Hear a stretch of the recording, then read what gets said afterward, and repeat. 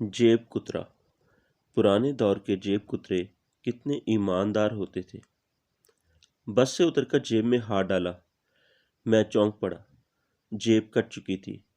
जेब में था भी क्या, कुल 9 रुपए और एक खत जो मैंने माँ को लिखा था। मेरी नौकरी छूट गई है, अभी पैसे नहीं भेज पाऊंगा। 3 दिनों से वो पोस्ट कार्ड जेब में पड़ा था। पोस्ट करने की हिम्मत नहीं हो रही थी। 9 रुपये जा चुके थे। यूं 9 रुपये कोई बड़ी रकम नहीं थी, लेकिन जिसकी नौकरी छूट गई हो उसके लिए 900 से कम भी तो नहीं होती है। कुछ दिन गुजरे। माँ का खत मिला। पढ़ने से पहले मैं सहम गया। ज़रूर पैसे भेजने को लिखा होगा, लेकिन खत पढ़कर मैं हैरान रह गया। माँ ने लिखा था, बेटा तेरा भेजा 50 रुपये का मनी ऑर्डर मिला। तू कितना अच्छा है रे, पैसे भेजने में ज़रा कोताही नहीं करता।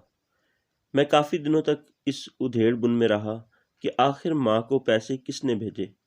कुछ दिन बाद एक और ख़त मिला। आड़ी तिरछी लिखावट, बड़ी मुश्किल से पढ़ सका। भाई 9 रुपये तुम्हारे और 41 रुपये अपने मिलाकर मैंने तुम्हारी माँ को मनी ऑर्डर भेज दिया है।